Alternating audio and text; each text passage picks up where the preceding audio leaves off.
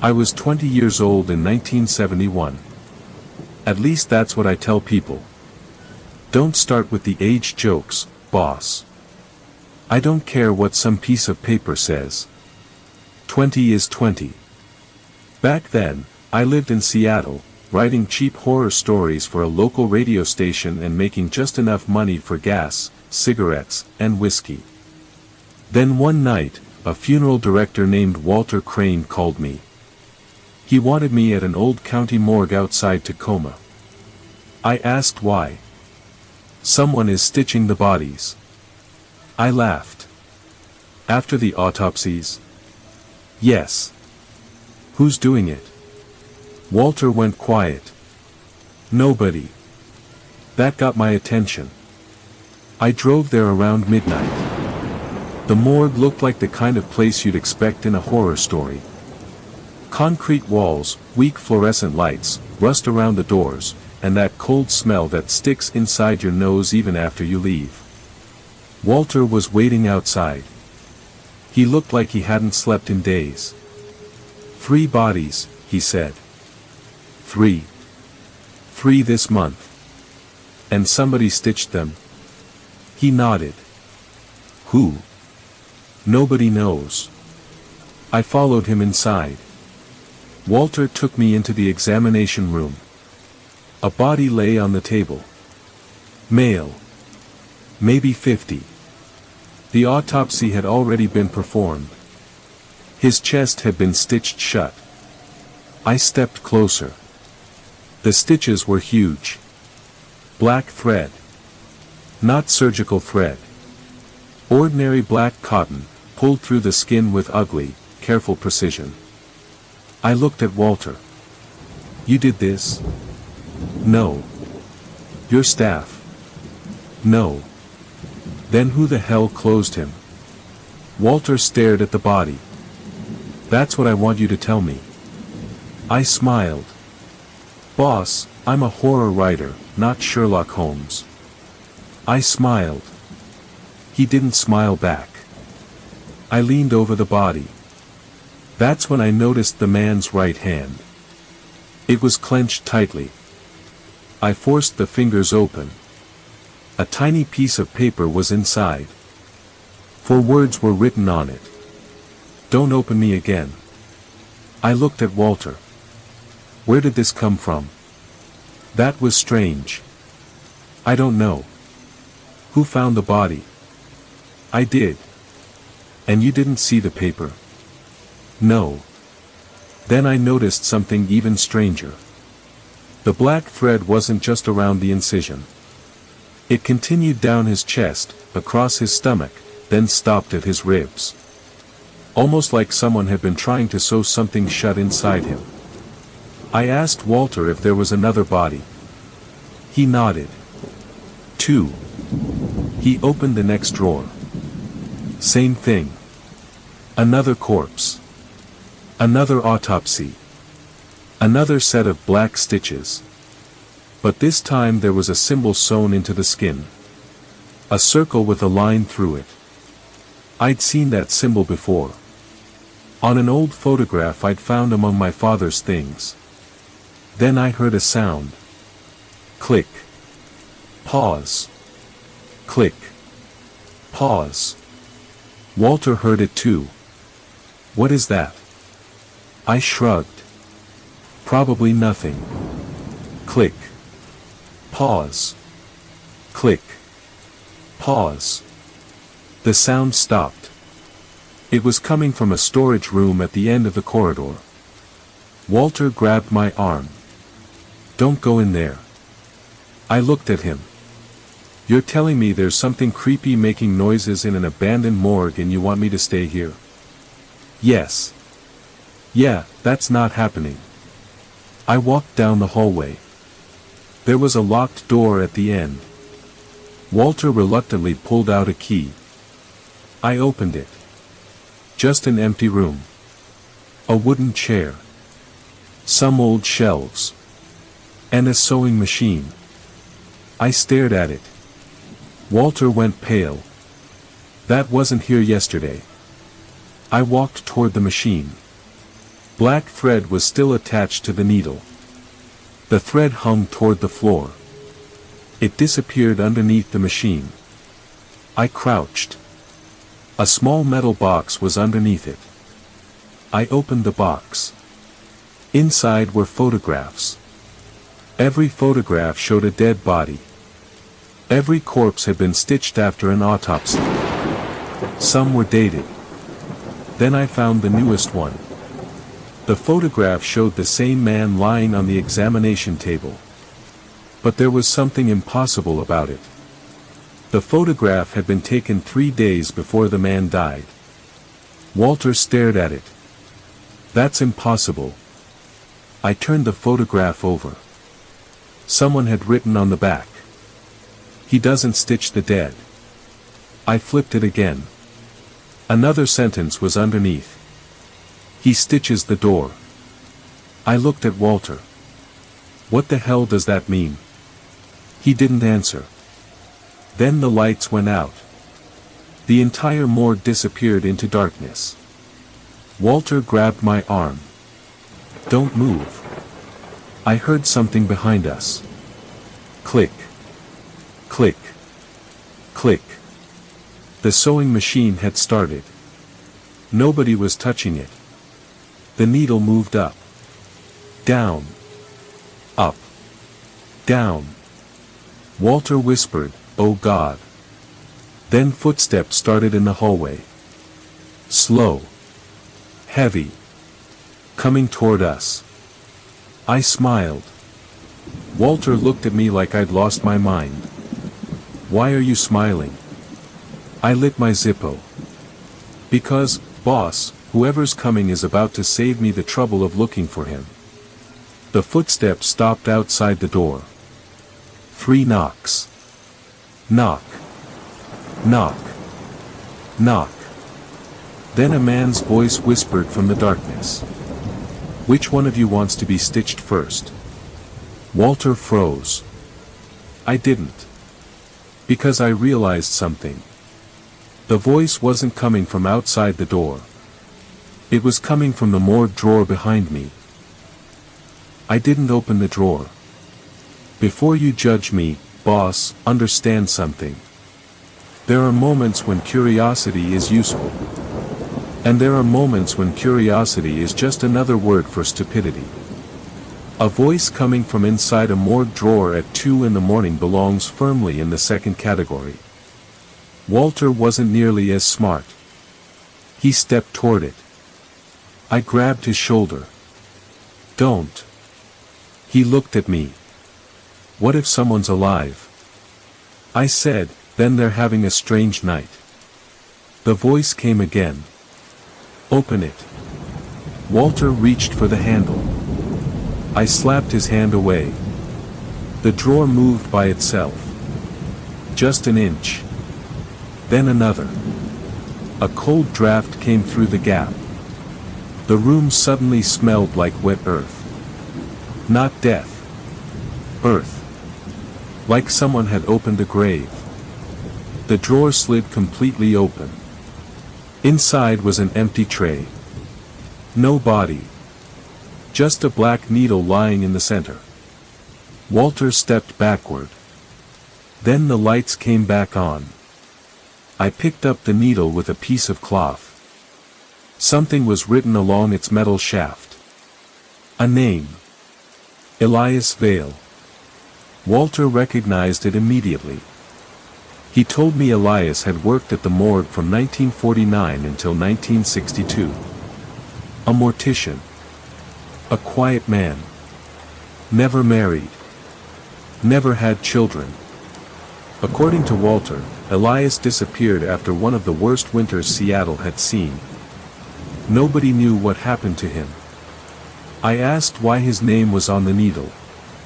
Walter said, because Elias was the one who started stitching the bodies.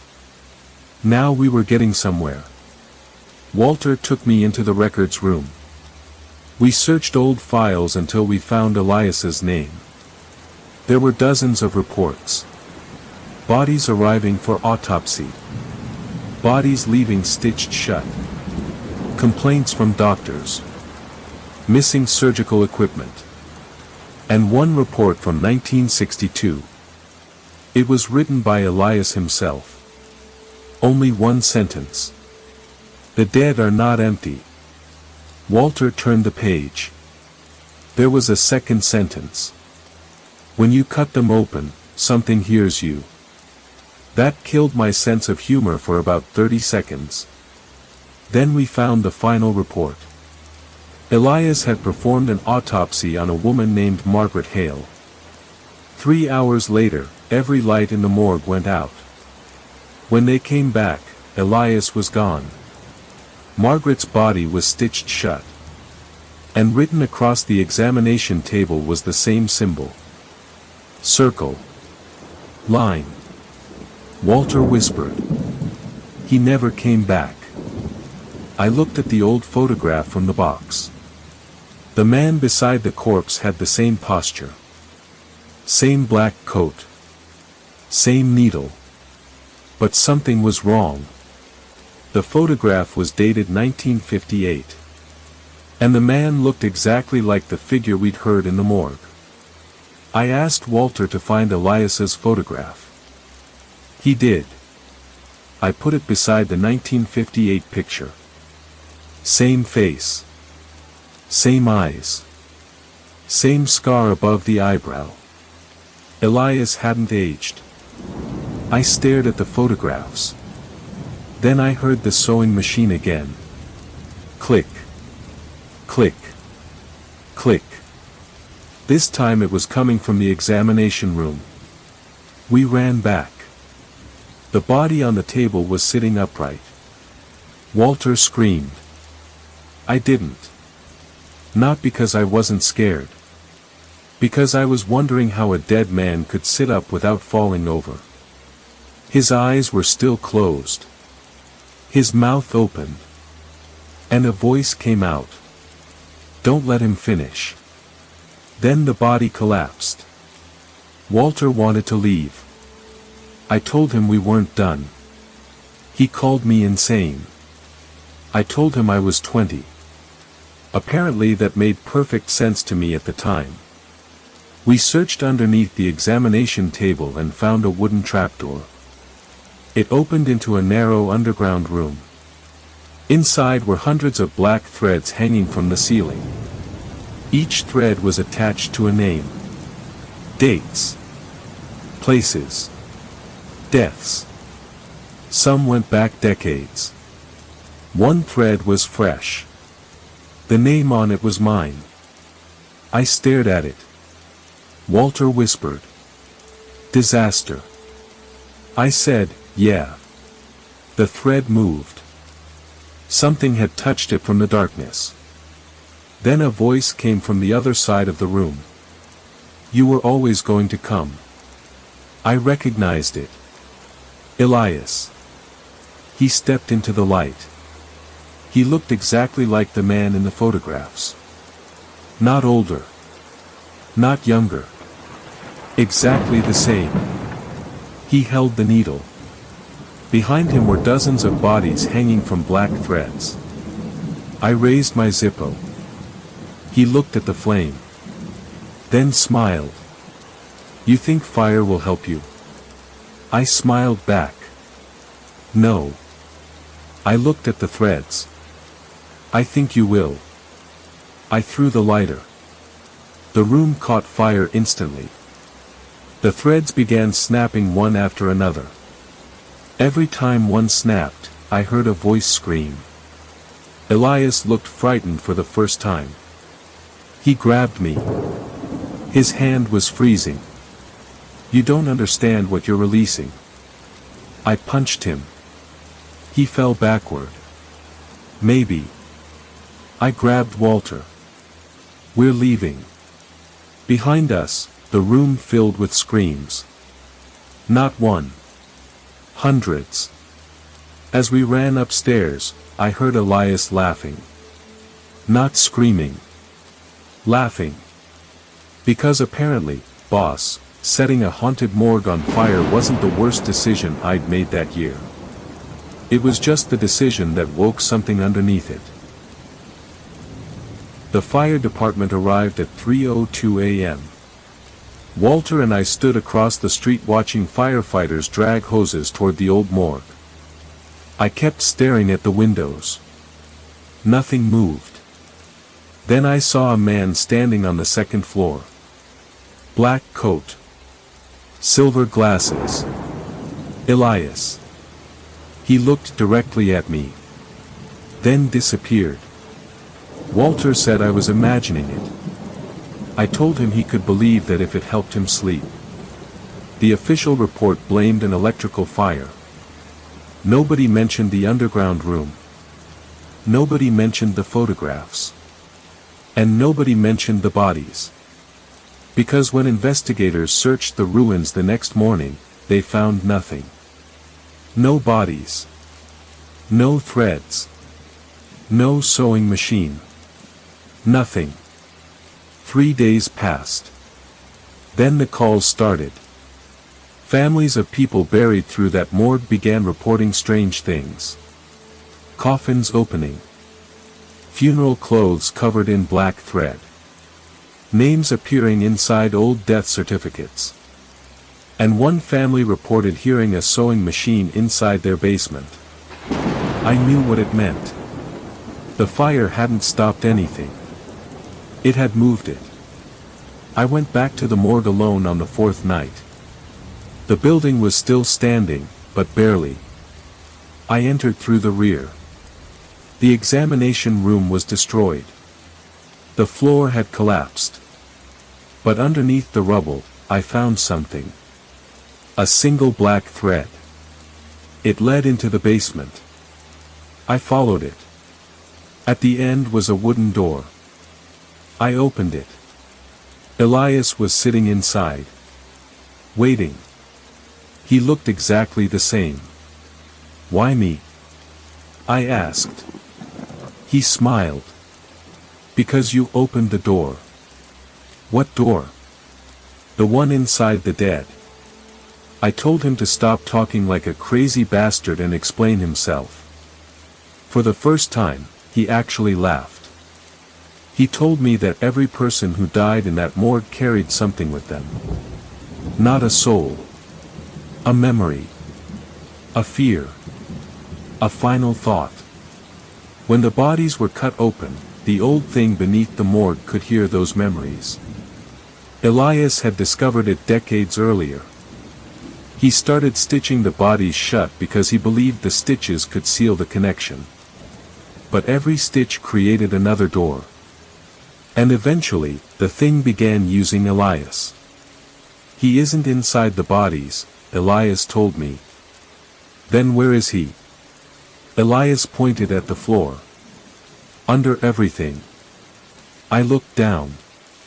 The concrete moved. Just slightly.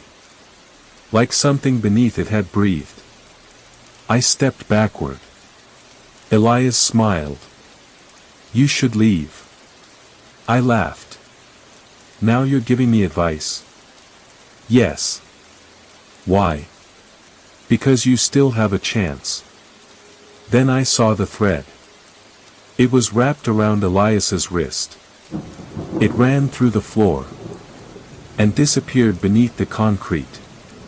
I understood. Elias wasn't controlling the thing. He was trapped by it. The stitches weren't his weapon. They were his chains. I pulled my knife. Elias shook his head. No. I cut the thread. The entire room went silent. Then every corpse buried beneath the building screamed at once. The floor cracked. Elias fell to his knees. Something moved underneath us.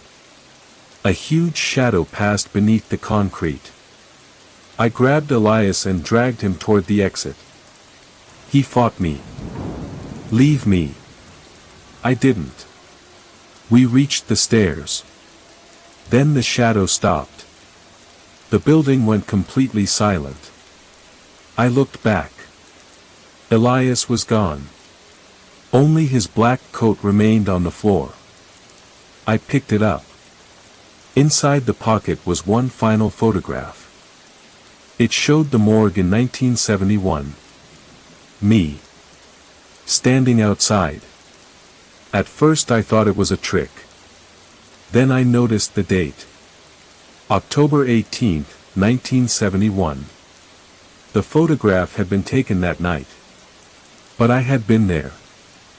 I just didn't remember anyone taking my picture. On the back were 5 words. The first stitch was yours.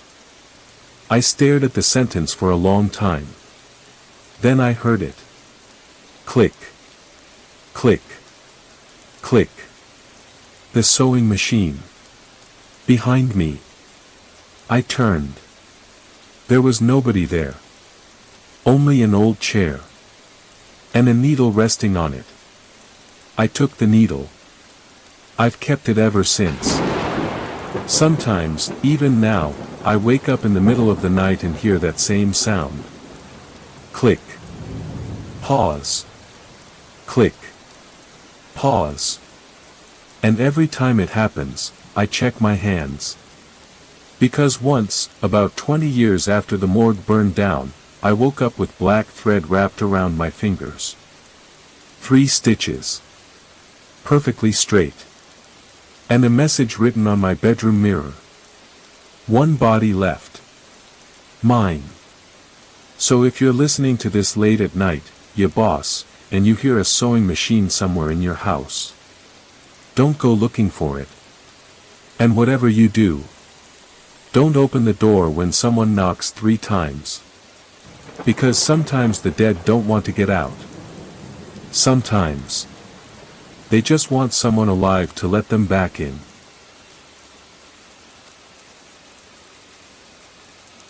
I was 20 years old in 1969. At least that's what I told people. I was working for a small radio station outside Seattle, writing cheap horror stories and investigating strange cases whenever somebody was stupid enough to pay me for it. Then Walter Crane called.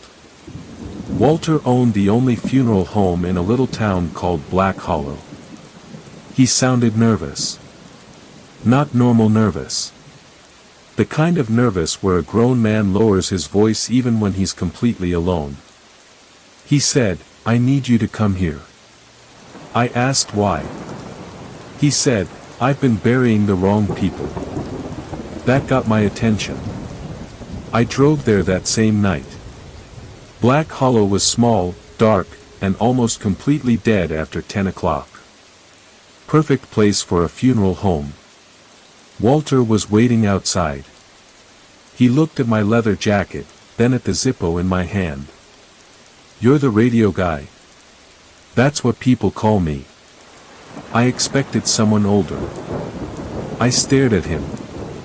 He immediately looked away. Good. We went inside. The funeral home smelled like flowers, disinfectant, and old wood. Walter locked the front door behind us and took me downstairs.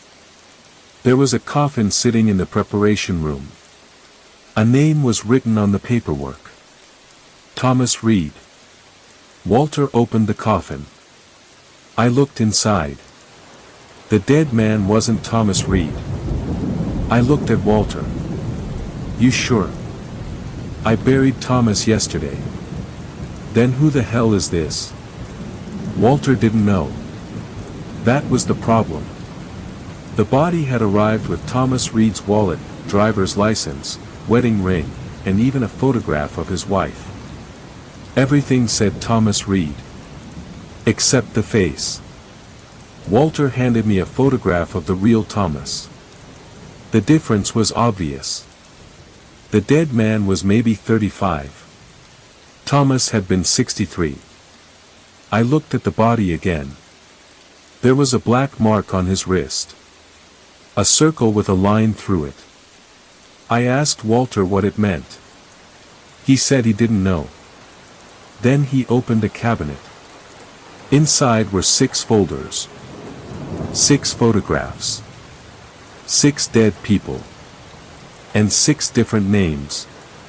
Walter placed them on the table. These bodies were buried over the last 4 years. I looked through them. Every corpse had been buried under somebody else's name.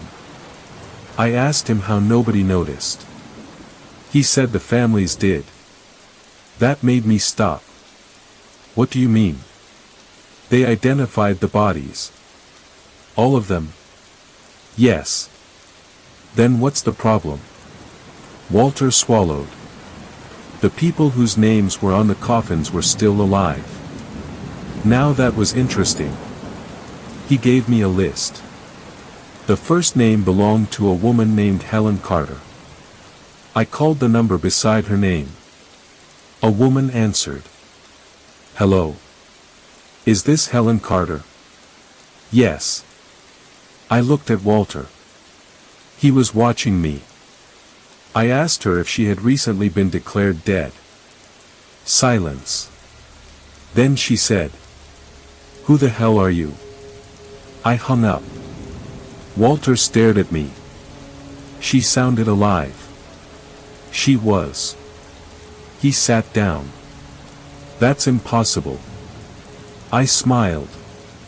If I got $1 every time someone said that, I'd be retired. Then someone knocked on the front door. 3 slow knocks. Walter froze. You expecting someone? No. The knocks came again. I walked upstairs. Walter followed me. I opened the door. Nobody was there. Only a small wooden box sat on the porch. I picked it up. Inside was a photograph. It showed Walter standing beside a coffin. The coffin was open. There was a body inside. Walter. Dead. I looked at him. Then back at the photograph. He whispered. That wasn't taken. No kidding. I turned the photograph over. There was a date written on the back. Tomorrow. Underneath it were 4 words. Your funeral is ready. Walter stepped backward. Something slammed downstairs. We both looked toward the basement. Walter whispered. Don't go down there. I smiled. That's exactly where we're going. We reached the preparation room. A new coffin stood in the middle. It hadn't been there before.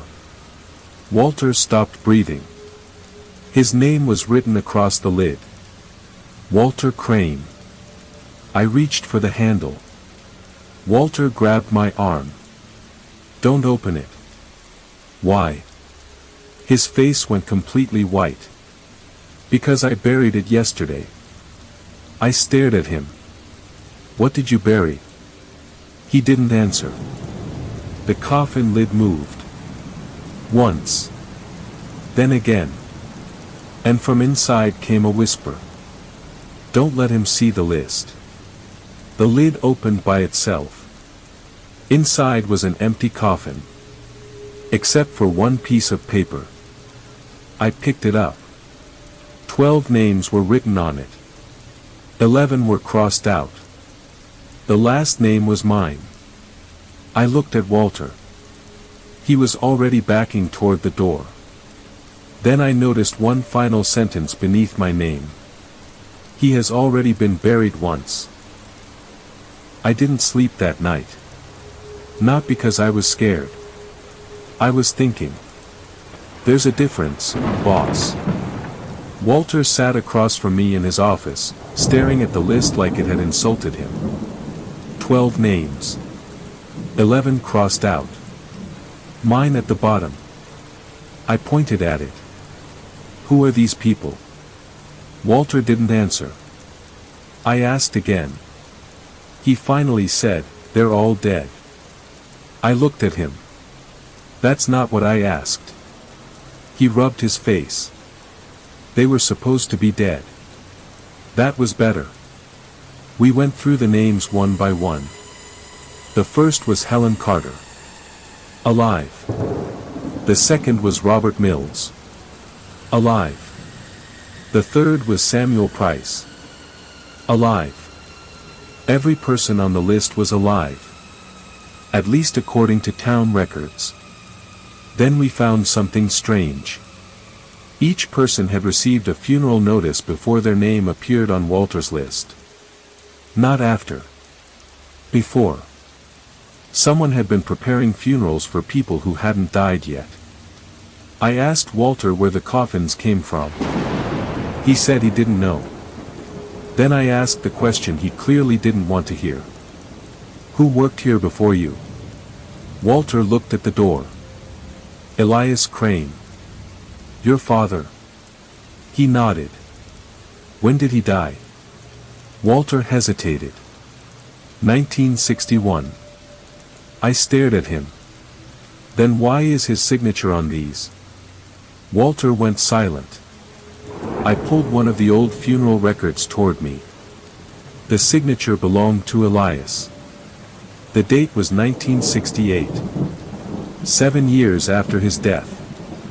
Walter finally admitted something. His father had been running the funeral home for decades.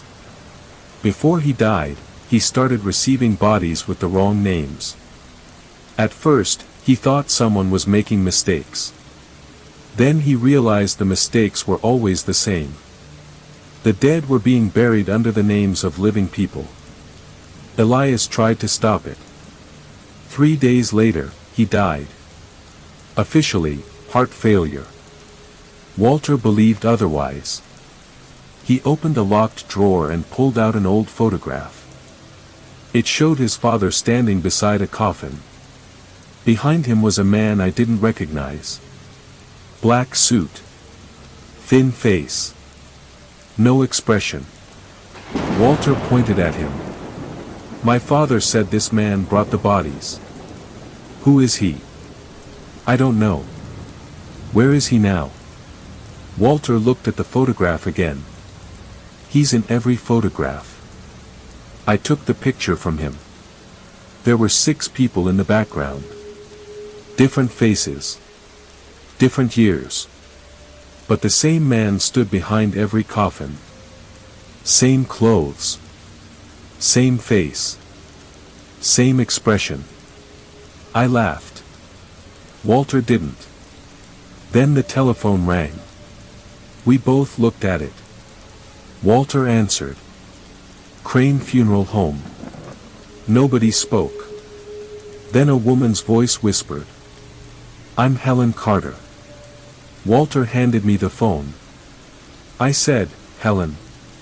Yes. Her breathing was fast. I just found something. What? My death certificate. I sat up. What? It was delivered to my house. When? 10 minutes ago. Who delivered it? I don't know. I heard something crash. Then Helen screamed. The phone went dead. Walter stared at me. I grabbed my jacket. Where are you going? To Helen's house. We drove through Black Hollow as fast as the roads allowed. Helen lived near the edge of town. Her front door was open. The house was empty. A death certificate sat on the kitchen table. Helen Carter. Cause of death. Unknown. Date of death. Tomorrow. I looked at Walter. That's getting repetitive. Then we heard a noise upstairs. A chair scraping across the floor. We ran up. Helen was standing in her bedroom. Alive. But she wasn't alone. Someone stood behind her. The same man from the photograph. Black suit. Thin face. He looked at me. Then he smiled. Helen turned around. There was nobody there. I grabbed her arm. Get out. She stared at me. Why? Because your funeral is tomorrow. We rushed downstairs. But before we reached the door, Helen stopped. She was staring at something on the wall. A framed photograph. Her family. Taken 20 years earlier. I walked over. There were 4 people in it. Helen, her husband, her son, and the same man, standing behind them. I looked at the date. 1949. Helen whispered. I've never seen him before. Neither had I. But I knew one thing. He wasn't taking photographs. He was collecting names. And somehow, every person he collected eventually ended up inside Walter Crane's funeral home. That night, we returned to the funeral home. The coffin with Walter's name was still there. But the paper inside had changed. My name was gone. A new name had appeared. Helen Carter. Walter stared at it. Then we heard knocking from inside the coffin. 3 times. I looked at Walter. Open it. He shook his head. Absolutely not. The knocking came again. This time, a woman's voice whispered from inside. Please. Walter slowly reached for the lid. I stopped him. Because Helen was standing behind us. And she was staring at the coffin. Her face had gone completely white. She whispered. That sounds like me. I didn't open the coffin. Neither did Walter. We stood there listening. Please. Helen started crying. That sounds exactly like me.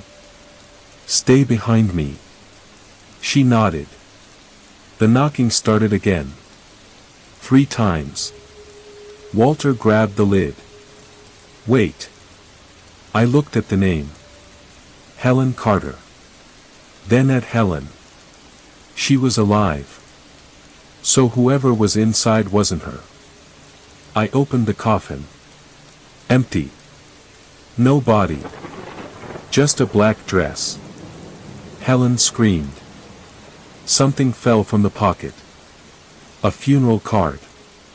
Helen Carter. Age, 41. Helen was 39. Then I noticed the date. The funeral was scheduled for the next morning. At 10 o'clock. And the church? St. Mary's. Helen shook her head. I've never been there. Tomorrow you will. We went to the church before sunrise. The doors were unlocked. Inside was completely empty. Except for one coffin in front of the altar. Helen's name was on it. Walter refused to go farther. I walked toward it. The coffin was open. Inside was a body. Helen. Same face. Same clothes. Same scar. She was dead. Helen screamed behind me. I turned. She was still standing there. I looked back. The body was gone. Only a black thread remained on the pillow. I picked it up. The church doors slammed shut. Someone started clapping. Slowly. From the balcony. The man from the photographs was standing there. Black suit. Same face. Same expression. Walter whispered. That's him. He held up a piece of paper. Then dropped it. I picked it up. The original list. 12 names. All crossed out. Except one. Walter Crane. I stared at the paper. Then I understood. The names weren't people who had died. They were people who had been selected. The bodies were placeholders. The funeral wasn't for the dead. It was for the person whose name was written down. And Walter was next. The man disappeared. Walter ran toward the door. It wouldn't open. Helen screamed. I grabbed a candle and threw it at the wooden frame. The curtain caught fire. Smoke filled the church. The lock broke. We ran outside. Walter collapsed on the steps. Helen stood beside him. I looked back. The windows were dark. No fire. Nothing. Like it had never happened. We returned to the funeral home. Walter went to his father's old office. He opened the locked drawer. Inside was a notebook. The final page said, "The undertaker doesn't choose who dies." I turned the page. Nothing. What does that mean? I looked at the coffin downstairs. He chooses who gets remembered as dead. Walter stared at me. Then the phone rang. He answered. Nobody spoke. Then a man's voice said, "Your father made the same mistake." Walter dropped the receiver. What mistake? He tried to bury someone who was still alive. Who? The line went dead. I searched the old records. And there it was. Elias Crane. Walter's father. Death certificate. 1961. But the burial record had no body. No coffin. No witnesses. Nothing. His father had never been buried. Walter finally understood. My father disappeared. And whoever is behind this has been using his funeral home ever since. We searched the basement. Behind an old wall, we found a narrow room. Inside were dozens of coffins. Each had a living person's name. Some belonged to people who had died years ago. Others were still alive. One coffin had no name. Walter opened it. Inside was a black suit. Underneath it was a note. For the undertaker. Walter touched the paper. The lights went out. When they came back, Walter was gone. Helen screamed his name. I ran outside. Nothing. No footsteps. No car. No broken window. Just Walter's keys lying in the snow. I picked them up. The funeral home was silent. Then I heard a shovel hitting dirt. Behind the building. I walked around. Walter stood beside a freshly dug grave. He held a shovel. His face was completely empty. Walter? He didn't answer. I stepped closer. Then I saw the headstone. Walter Crane. Date of death. 1969. I looked at Walter. Then the grave. Then back at him. He smiled. I've been dead for 8 years. The shovel fell. His body collapsed. I ran. I never went back to Black Hollow. The funeral home burned down 2 weeks later. Officially, nobody was inside. But firefighters found 12 coffins beneath the basement. 11 were empty. The 12th contained Walter Crane. The records still say he died in 1969. Helen Carter lived another 37 years. She never attended another funeral. And me? I still have the list. I keep it locked away. Every few years, one of the crossed-out names disappears. Last month, I checked again. There were 11 names. Now there are 10. Mine is still there. Not crossed out. Just waiting.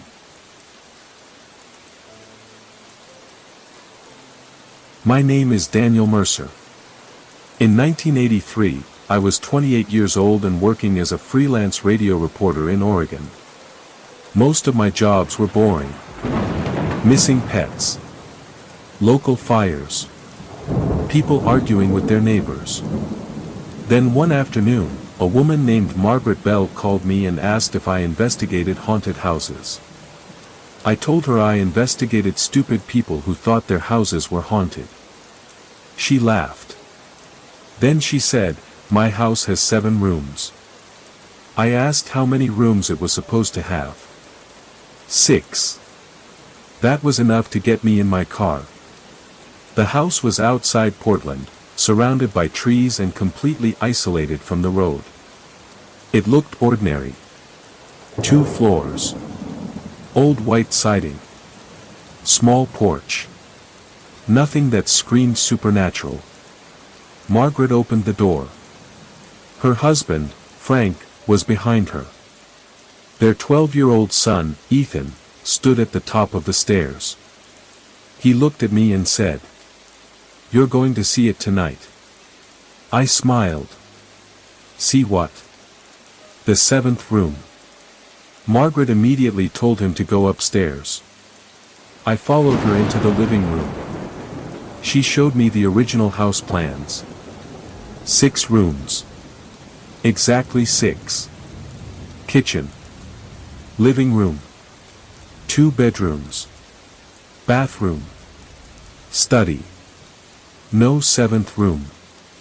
She told me the strange thing started 3 weeks after they moved in. Every night at exactly 2:17 a.m., they heard 3 knocks. Knock. Knock. Knock. Then a door would appear somewhere inside the house. I asked her what happened when they opened it. She looked at her husband. Frank answered, "You shouldn't ask. That's usually how people convince me to ask." He sighed. The first time, the door appeared at the end of the upstairs hallway. They opened it. Behind it was a bedroom. An old one. Dusty wallpaper. A wooden chair. And photographs covering the walls. The next morning, the room was gone. The second time, the door appeared behind the kitchen. The third time, inside their bedroom. Same room. Same photographs. Different location. I asked Ethan what he had seen. He said, "People." "What people?" He pointed upstairs. "The people in the pictures." I went upstairs. The hallway was empty. I checked every room. 6. Exactly 6. Then I noticed something. A section of wallpaper near the end of the hallway was newer than the rest. I touched it. Someone had painted over a door. I looked at Margaret. "What's behind this?" "Nothing." I smiled. That's a very confident answer. She didn't respond. That night, I stayed. At 2:17 a.m., I was sitting in the living room when I heard it. Knock. Knock. Knock. Everyone froze. Then Ethan whispered, "It's here." I grabbed my flashlight and went upstairs. The hallway looked different. There was a door at the end. It hadn't been there before. I looked back at Margaret. She was crying.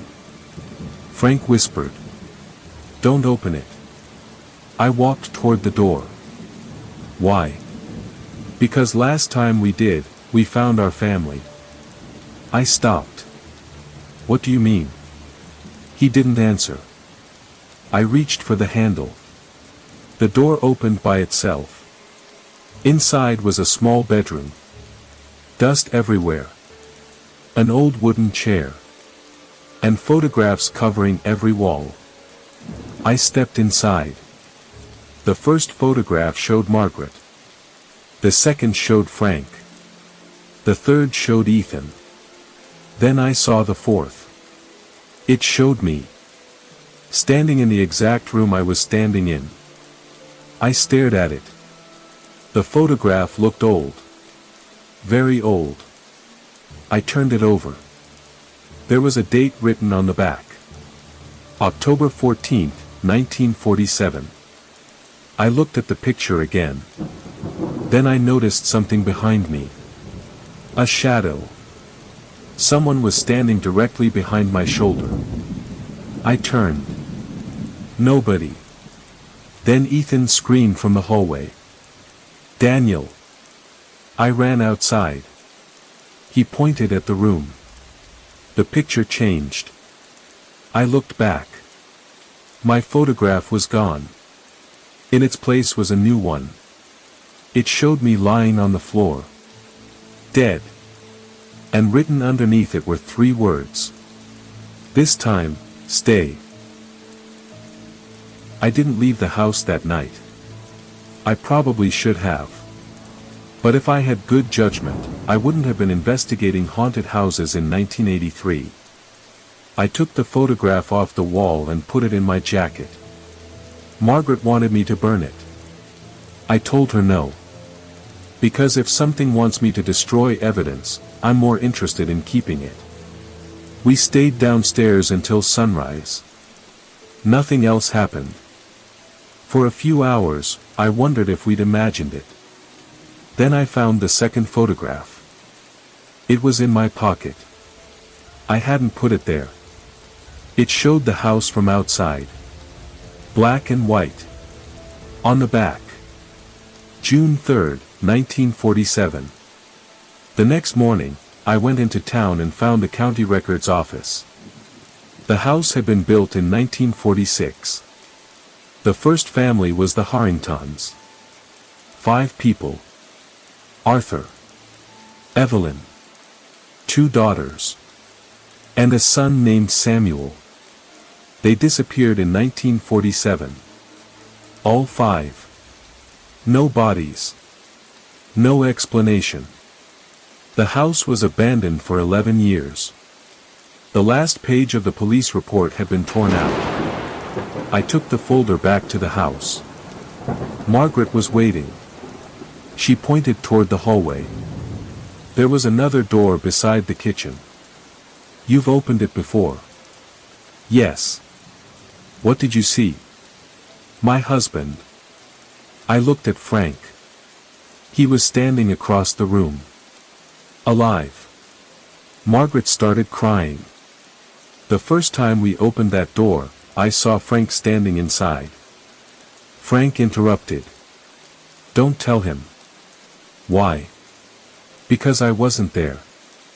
I opened the door. Inside was the same bedroom. Same chair. Same wallpaper. Same photographs. But the walls were covered with hundreds of them. Every photograph showed someone who had lived in the house. Then I saw the Harrington family. All 5 stood together. But Samuel wasn't looking at the camera. He was looking at the wall. I followed his eyes.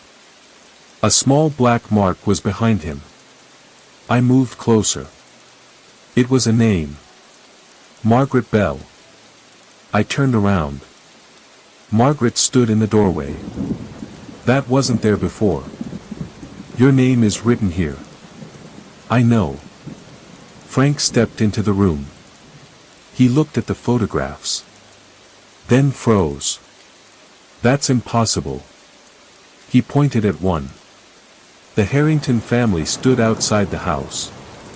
Beside them was a man in a dark suit. Frank whispered, "That's my grandfather." I looked at him. "Your grandfather knew them?" "He bought this house after they disappeared." Frank admitted his grandfather never lived there. He only owned it. According to family stories, he paid someone to keep the basement locked. We found the basement door behind a cabinet. The lock was old. I broke it. The stairs went down much farther than they should have. At the bottom was a narrow corridor. The walls were covered with names. Hundreds of them. Some crossed out. Some weren't. Then I saw the Harrington family. 5 names. All crossed out. Below them were names from later decades. At the very bottom was one name in fresh black ink. Ethan Bell. Margaret screamed. Ethan wasn't there. We ran upstairs. His bedroom was empty. His window was open. No footprints. Then we heard 3 knocks. Not from the front door. From inside the wall. Knock. Knock. Knock. Frank grabbed the hammer. I put my hand against the wall. Something moved behind it. Then Ethan's voice came through. Dad? Frank nearly tore the wall apart. Ethan. I'm here. We broke through the plaster. A narrow space was behind the wall. Empty. Except for Ethan's shoes.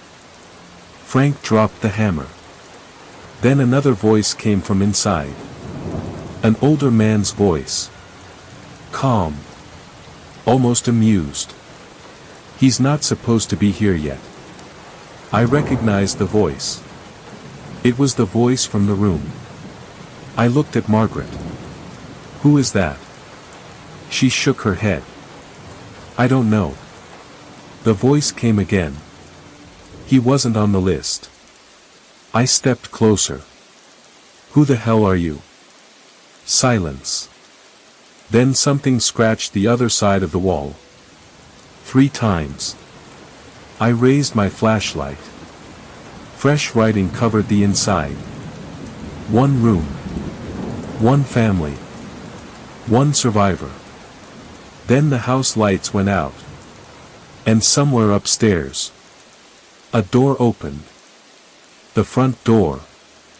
I heard Ethan laughing outside. But Ethan was still missing. And whatever was wearing his voice wanted us to follow it. I ran outside. Frank followed me. Margaret stayed behind for 3 seconds, then screamed my name and came after us. The yard was empty. No Ethan. No footprints. Nothing. Then we heard him laughing again, from inside the house. Every light was on. The front door was wide open. Your son has a terrible sense of humor. Frank didn't answer. We went back inside. Ethan stood at the top of the stairs. Alive. Perfectly fine. Frank grabbed him. Where were you? I was in the room. What room? The one that wasn't there yesterday. The 7th room. I followed him. The door was open. Inside, the walls were covered with photographs. Every photograph was blank except one. It showed the 5 Harringtons, with a man behind them. This time, I could see his face. Frank's grandfather. My grandfather. Ethan whispered, he built the room. How do you know? He told me. Your grandfather has been dead for 20 years. He didn't look dead. I stepped inside. The temperature dropped. A wooden chair sat in the center with an old notebook on it.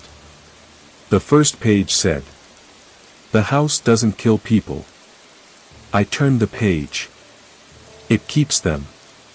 The next pages explained everything. In 1947, the Harrington family discovered the room. They believed it was haunted. Thomas Bell, Frank's grandfather, became obsessed with it. He discovered the room appeared whenever someone was about to die. He tried to control it. He failed. Instead, the room began showing people who would disappear. Thomas recorded their names. That's what we'd found in the basement. The list wasn't of victims. It was of people the house had already chosen. Then I reached the final page. There was only one name. Mine. Daniel Mercer. Underneath. Tonight. I laughed. Not because it was funny. Because what else was I supposed to do? What are you going to do? Frank asked. Leave. I walked toward the door. It wasn't there. The room had no exit. The walls changed. The photographs vanished. Dozens of people stood around me, men, women, children, all wearing old clothes and staring. The Harrington family stood near the back. Samuel stepped forward. "You shouldn't have come. That's what everyone keeps saying." He pointed behind me. I turned. The door had returned. I ran toward it. Before I reached it, someone grabbed my shoulder. It was Thomas Bell, looking exactly like the photograph. "Why me?" He smiled. "Because you heard us." "What does that mean?" "You came looking. I investigate things. It's my job. You investigate until something notices you." The room changed again. I was standing in the hallway. Frank and Margaret were there. Ethan was crying. The seventh door was closing. I grabbed the handle. It wouldn't move. Inside, voices screamed. "Daniel, leave it!" Frank shouted. I pulled harder. The door opened. There was no room behind it. Only deep, endless darkness. Hundreds of voices whispered my name. I stepped inside. The floor disappeared. I fell. Then I woke on the front lawn. It was morning. The house was silent. Frank was beside me. Margaret was crying. Ethan slept in her arms. What happened? Frank said I'd disappeared for almost 6 hours. I looked at the house. There was no seventh room, basement corridor, or strange door. Nothing. The county demolished the house 3 weeks later. The workers found no hidden rooms, basement, or photographs. Nothing. But beneath the foundation, they found 5 skeletons. The Harrington family. All 5 had been buried together. The police reopened the old case. They never found who killed them. I returned to Seattle and tried to forget everything. I failed. 3 months later, I received an envelope with no return address. Inside was a photograph of the demolished house. Just an empty field. Except for one thing. A door. Standing alone. No walls. No building. Just a wooden door. On the back. "You left too early." I burned the photograph. At least I thought I did. Years later, I found it again. Different picture. Same door. This time, it was open. Someone stood inside. Me. Older. Looking directly at the camera. I still have that photograph. I don't keep it in my house. I keep it somewhere far away. Because once a year, around the same time, I hear 3 knocks. Knock. Knock. Knock. And every time, there's a new room somewhere in my house. I've never opened the door. Not once. Because I finally learned something. The house wasn't trying to trap me in 1983. It was trying to make sure I could never stop looking for it. And unfortunately, I'm very good at looking.